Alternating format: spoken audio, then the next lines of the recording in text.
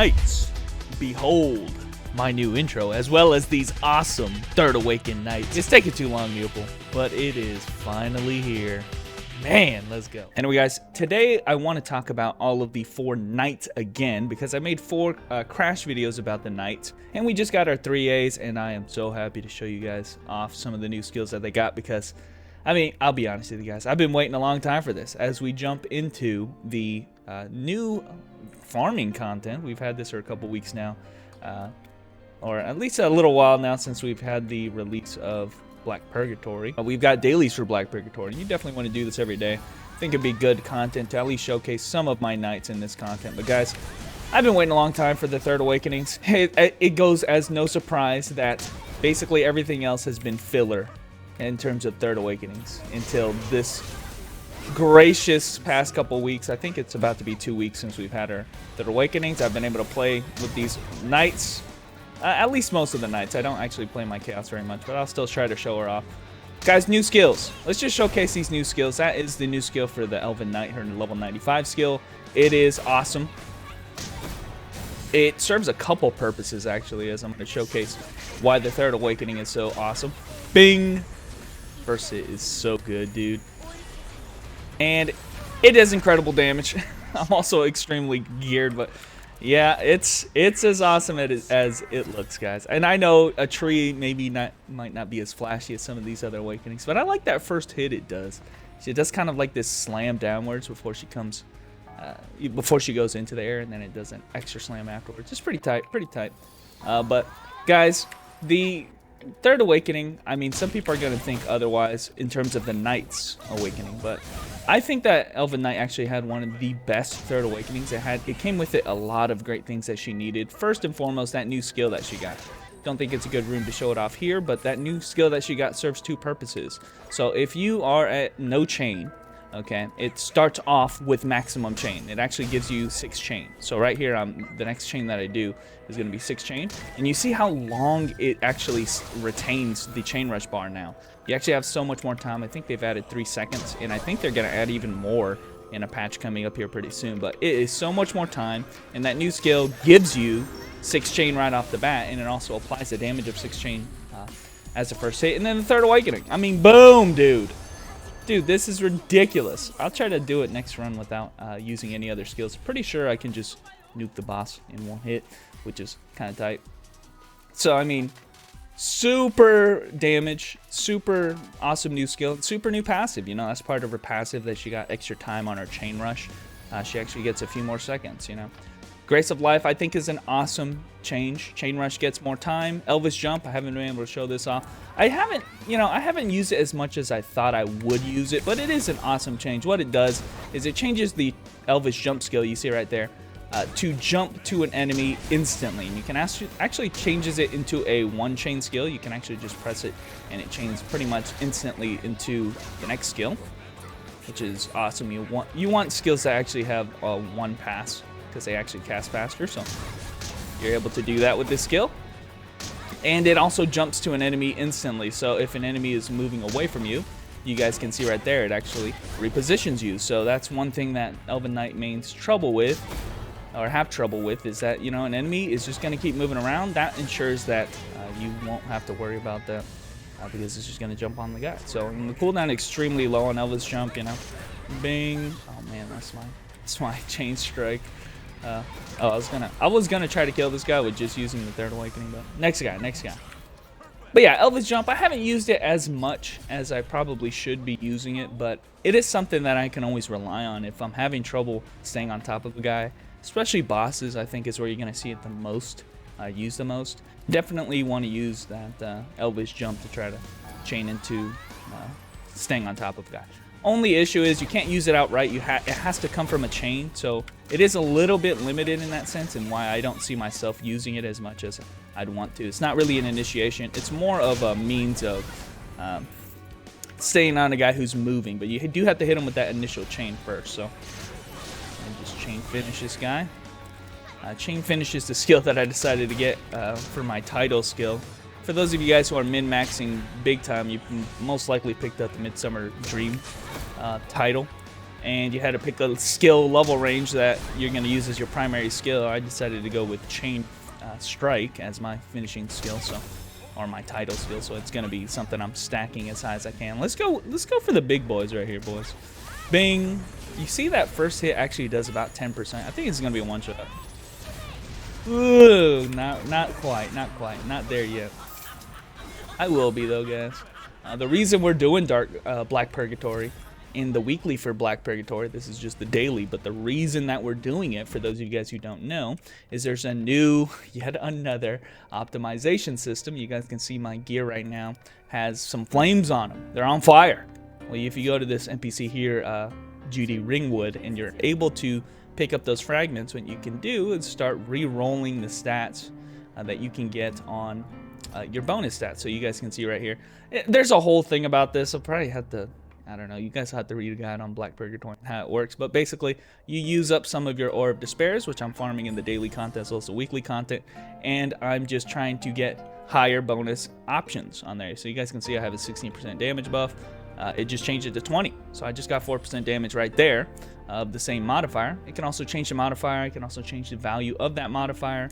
And if you don't know how gearing works in DFO, you're trying to equalize your modifier. So this gives you a lot more freedom in the sets that you can choose, as well as the modifiers that those sets gives in the values of those sets. So there, right there, I'm kind of low on the bonus damage, so that right there just increased my damage quite a bit. So that 4% increase that I got on bonus damage would have been higher than any 4% on any other mod, basically, is what that's saying. But don't want to get too much into the weeds of that. Just wanted to showcase a little bit of how the Elven Knight changed, and we're going to go to my second main, the Paladin. So I'm just going to keep doing this 1-1-1 content. I just kind of want this to be a recap video of how the Knights changed. Like I said, I do think that the Elven Knight got some of the biggest changes, I think, out of all 4 Knights. And maybe that's just me being biased because I main Elven Knight, but I also main Paladin here. And I'll have you guys know that my Paladin feels like the weakest out of all of them to get in comparison to, you know, the other Knights. In terms of her changes, I just don't feel like she got changed very much. She got a new skill. Seems like every character in the game has gotten a big AoE one-shotting 95 skill, which that's mine right there, which I just used in the previous room. She jump into the air, shoot a shield down, big boy damage. That's about it. And it really is a shame that it's that lame, because I think her awakening is also kind of cool, but it's not really backloaded damage. It's kind of like half and half damage. You're not going to try to precast those skills anyway if you're trying to optimize your damage. But just thought I should mention that. It doesn't have like that awesome looking just chunk of damage that characters like Monk, that Vagabond can do, where they just kind of like do all the damage at once. This is more of a multi-hit kind of awakening, which, you know, it looks okay. But in comparison to like the tree, or what we're gonna see with the Dragon Knight in a second here, it is a little bit lame, to be honest. So not a big fan of the changes that Paladin got. In terms of her passive, if I'll go over them real quick, the first passive that I recall is that she actually gets a damage or a defense buff with her Seraphic Feather. She also gets 1 extra feather as well, but you see the damage reduction effect. She does get an additional damage reduction effect when she uses her Seraphic Feathers, which is, I mean, it's something. There you guys can see the damage reduction with 7 wings and 8 wings right there, 5 to 10%. And you also get 2 more feathers. But the other thing that she gets is that her basic attack changes. Her third hit actually does a Wrath attack at the end of it, after the end of the 3-hit string there, which does a little bit of damage. You know, it does 10% of Wrath's damage. So Wrath is the skill right here, my Q skill, which just kind of makes a pillar of light. And you guys can see I get a free 10% damage cast of that skill with my basic attack.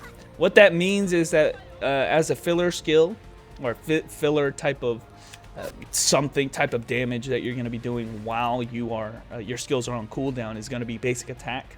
It's not saying very much, because already before she had this ability, she was already doing dash attacks to fill in the downtime of you not having any skills available. Now you're just going to be using the basic attack. And quite frankly, guys, the damage increase over the basic attack versus the dash attack is very small. It's bigger. You definitely want to be basic attacking whenever you don't have skills, which is pretty rare in this game, honestly. But, you know, when you don't have skills, basic attack, you're going to be like, I don't know, let's say, I'll even round up, let's say about 20% stronger than just dash attacking, which is not saying much because it's not much damage anyway. So it is a really weak passive. When you think about the problems of Paladin, having kind of like, you know, I do think that she's going to have times like now where she just doesn't have much skills available to her.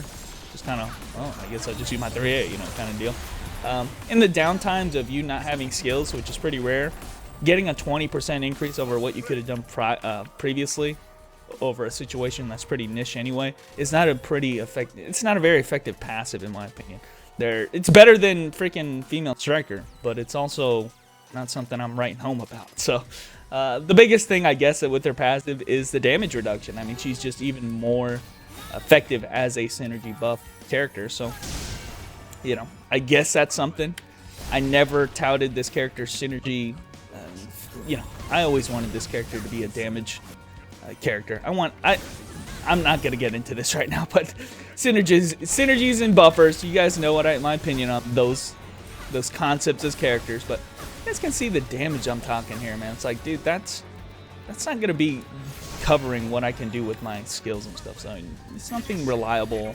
It's something I guess you could have, but at least it's better than striker. And I don't know, everything's just kind of lame. So hopefully, you know, this just solidifies the idea that I just don't have very high opinions of, you know, Paladin as a character in this game. They just really dropped the ball. They had an opportunity to maybe change her passive, maybe give her something else, and they just really didn't. They gave her a new basic attack, they gave her a new big skill, just kind of a lackluster awakening, nothing special to it, just multi-hit and big damage and nothing else. It really is a shame because I feel like Paladin already was boring and that didn't do anything to fix it.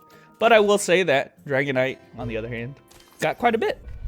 You know, I'll do a couple runs of expert just to show I am strong enough to do expert. I haven't really showcased my gear. My gear has upgraded since the last time you guys have seen my crash videos. I have been gearing like a madman.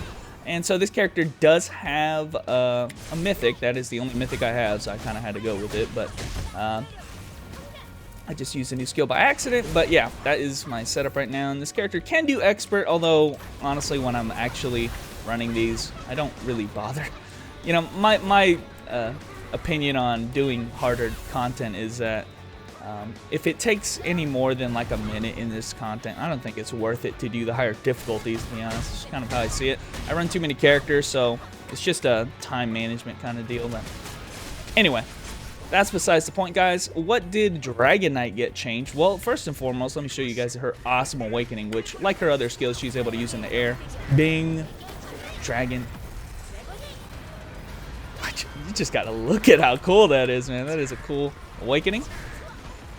And that is a cool way to die right there. You know, I was gonna cast my awakening again, but I'll let him slide this one. And just mistimed everything right there. Awakening again, dude. I just gotta see this. Yeah, the dragon shoots it into the air, and then she comes back down in a big a rain of fire, basically, and comes swings their swords down. That is, I don't know, a lot of people's opinion of the best 3A out of all of them. Maybe she's definitely top 2 out of all the knights for sure. Even in my opinion, I think most people will agree. Top 2 out of all the knights. Really cool awakening that utilizes everything that is special about the character. Her dragon, Astra, as well as her big ass sword that she's been using since the beginning. Speaking of sword, that's one thing that got changed with the character. It wasn't actually her passive. It actually is just a change they decided to make. The Dragon Warrior Princess is one of your main skills on the character. And what they did is they decided to... Oh, God. They decided to make that skill have a lot lower cooldown. I think they just reduced it by like 5 seconds. So now it's just like, boom. You're going to be casting that a lot. And you already did cast it a lot, but, you know, you're going to be doing it more often. The other skill that got buffed is your Knuckle Blaster. Which is also tied with your Dragon Smash if you have the Talisman. But the cool thing about Knuckle Blaster is it becomes a grouping AoE effect. And it actually has some Y-axis coverage as well. Dragon Wing got improved as well. And it's kind of hard to showcase this, but basically anytime you get hit in the air, you can pop back up into the air and recover with the Dragon Wing skill. So you basically can't be interrupted in the air if you have a cast of your Dragon Wing available. So that's a really good change, because it allows you to do, well, it allows you to do a lot more. Well, I wouldn't say it lets you do any more than you could before. It just makes you a lot safer and a lot less prone to getting comboed and stuff. You can just be more free in how you want to do your attacks. You don't have to worry about oh, I'm gonna get canceled, I better not do this or something like that. I don't know how many Dragon Knights are out there thinking that they're, you know, having problems with that. But if you ever get hit out of the air, guys, in a rare situation where they can actually hit you out of the air, because being in the air in itself is already an evasive maneuver. But if you're trying to get in the air, or if you get hit out of the air, you can now always use your Dragon Wing to pop yourself into the air instantly. It's a really awesome change. I got to get my buff and that 50% HP because I forgot to buff myself, dude. Okay. But yeah, it's a really awesome change. Knuckle Blaster, also a really nice change. I wouldn't say they're on that passives are on the level of change to, like, say for instance, Elven Knight. The quality of life of Elven Knight mains across the globe are made much better. I'm not going to say all the Dragon Knight mains are really just like, yes, I can now just cast my Dragon Wing in the air when I get, you know, interrupted. But, you know, it's not going to be something you're using all the time. And Knuckle Blaster, same thing, not something you need to use all the time, since I feel like Dragon Knight already had pretty good AoE. You don't really always need the grouping, but it's helpful. And I think they're way more helpful than, for instance, Dragon Knight ever is, or sorry, Paladin is ever going to be. So, see the different kinds of combos you can still do. I love this Awakening, man. It looks freaking cool. And of course, you still have your second Awakening, which is just big laser boy, big nuking ability. And we're doing expert no problem. So, I think I'm getting to that level of strength where I can just kind of do expert no issue. I do have, unfortunately, the Almond Guard. I'm holding on to the Taiji because I'm hoping that I have it in my inventory, my storage. I'm just holding out that I can get another Immaterial Essence, because I actually got some pretty awesome rolls on this.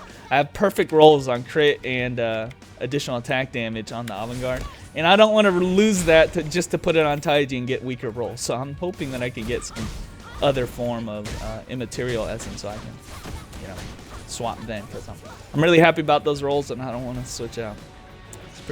Should be pretty reasonable request there, but got canceled as I got grabbed, and he's probably still alive here. Okay, turned into a little Sonic ball. So yeah, her new skill is a little weird. It is this dragon skill right here that shoots the lightning wyvern. I'm going to showcase kind of the special interesting thing about it. Can be used on the ground or in the air, but you do need the dragon available when you're doing it. You know, Astra available. You can't cancel it like normal, or it's going to end your Astra skill if you decide to cast it while Astra's out. So that's going to be kind of important. When you cancel out of Dragon Sortie, for instance, it's going to seem as though you're going to be losing the damage if you don't. Or if you cancel it with the dragon skill. But what ends up happening actually is that the damage of Dragon Sortie gets looped or lumped into the skill of the new skill. So it is something, whatever this new skill is called, Lightning Wyvern. The new skill does take, oh shoot, did I just, dude, this is so cheap. You know, they try to turn the gravity on to make it so you can't get across, but Dragon Knight doesn't give a shit about that, dude. Dragon Wing just freaking does not care at all. But yeah, so if you're worried about Lightning Wyvern's Roar, just know that it does absorb the damage of skills like Dragon Sortie into the explosion attack. So you basically, it gives you another ability to combine Dragon Sortie into another skill to give it more damage. So it's not like you're losing it for canceling early, which is nice that they consider that, because while I was looking at the skill, I'm like, well, shoot, why would you ever use that if you're just going to cancel your other skill? Well, it does say that Dragon Sortie's downward slash attack is combined with a Lightning Orb's explosion. So there you go, guys. So like I said, it combines it. Dragon Sortie, you can use it outright, or you can combine it with another skill. You can see it's different when you cast it on the ground or in the air, and that's just kind of how it goes. Just thought I should mention, it does only include the finishing slash attack of the Dragon Sortie, so make sure that you still try to get the Screamo attack as long as you can before you decide to do the finishing attack. Anyway, aside from that, guys, I don't know how many other changes. I mean, you got the new skill.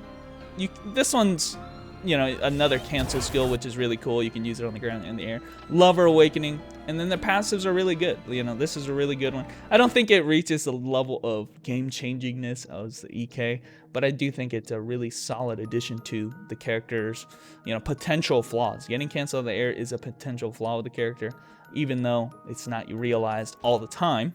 And getting some grouping skills is kind of nice. But yeah, moving on to the Chaos, guys. We are actually too weak to do the 1-1, so we're just gonna do the normal 2-2s, and we're actually just gonna do on normal difficulty. Cause dude, I only have a legendary set. I'm not gonna be doing hard stuff with this character. But guys, Chaos got some decent changes. I'm gonna say that only some of the changes are really worthwhile to mention. Because the sacrificial bomb change, it's nice. What it does is it basically explodes an enemy explodes your minion instantly when you cast the sacrificial bomb. I don't know how important that was, to be honest with you, because just because they didn't explode instantly didn't mean that, you know, you were losing damage or anything. See right there, it just kind of exploded on the spot right there. Not a big deal, and I don't think Sacrificial Bomb is a primary damage skill on the character as it is. So really, I think that's kind of a miss on Neopol's part. Sacrificial Bomb getting buffed up, really not that key and pivotal to how the character really plays. But the big one that I haven't used yet, and the one that I've said it since the very beginning with Chaos, guys, what is key and pivotal about this character? It is the Fancy Twist. And what they've done to Fancy Twist is awesome. There you can see a normal casting the Fancy Twist just acts as a really low cooldown grouping skill.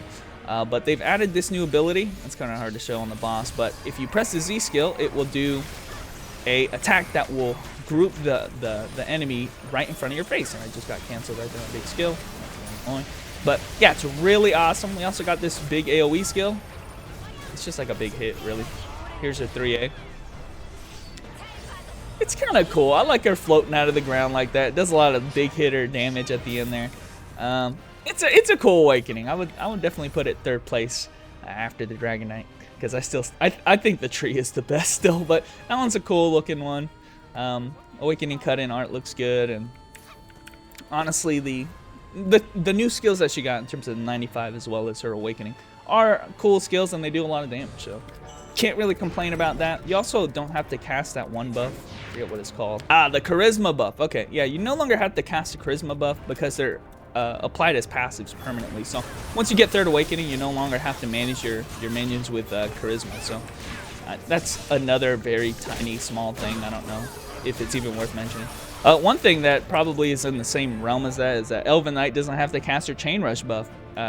When she starts a dungeon, it basically applies onto her permanently. So that's yet another thing. It's not even really worth mentioning. It's just a convenience thing that would have taken literally 1 second to cast that thing. But I guess it is something to think about. Oh, I don't have to cast this one extra buff. Whatever, really. But yeah, let me show the Fancy Twist proper. God dang it, another mini box.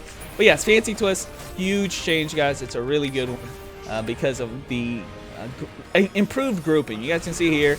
Group them together, then look at where they are. They're right in front of me. It's kind of hard to see because Chaos is just a freaking mess like that. But yeah, low cooldown grouping, and it pushes them. Anybody you basically come into contact with, it pushes them right on top of your character. And now that just kind of makes it so that your grouping is more effective. You know, before you might have to use another skill like Horde Charge or something. Use Fancy Twist into Horde Charge, Fancy Twist into, you know, the Legion Array, to group them better. You know, the Fancy Twist is your best grouping skill. Maybe you could argue Horde Charge is better, but you know, in terms of just good AoE grouping skill, Fancy Twist has always been a really awesome tool for you, and now Chaos has the ability to do that. I think it's probably best showcased here.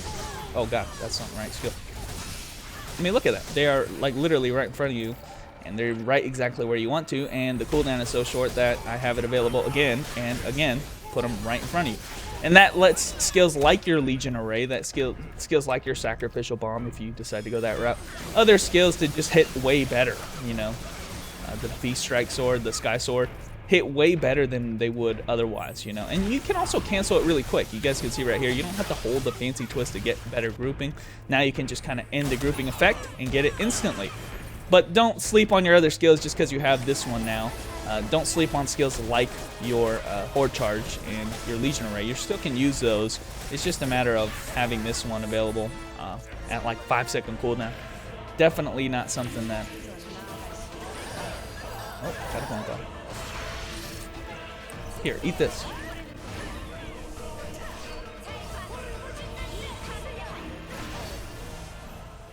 Man, that 3A did more damage than I thought.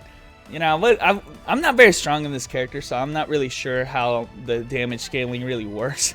But yeah, I took that phone call and the thing died instantly. I thought I would have to actually fight it, but yeah, no.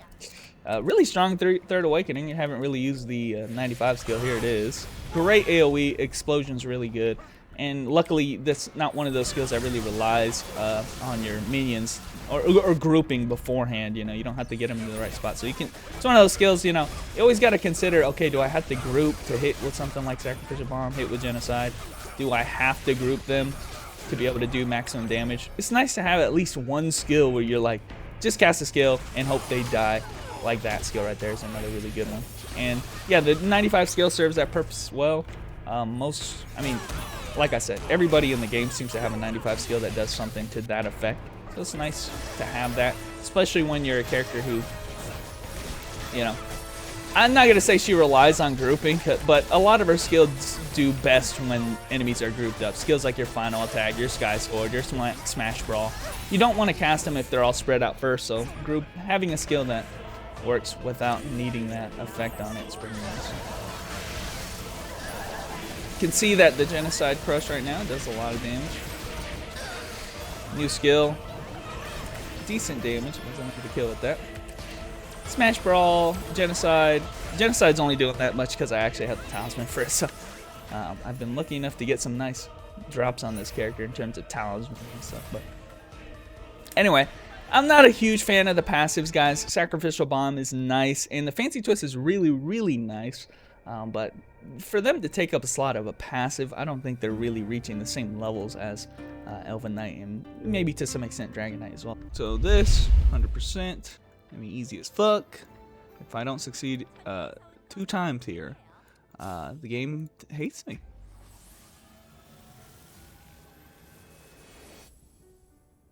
Oh my god.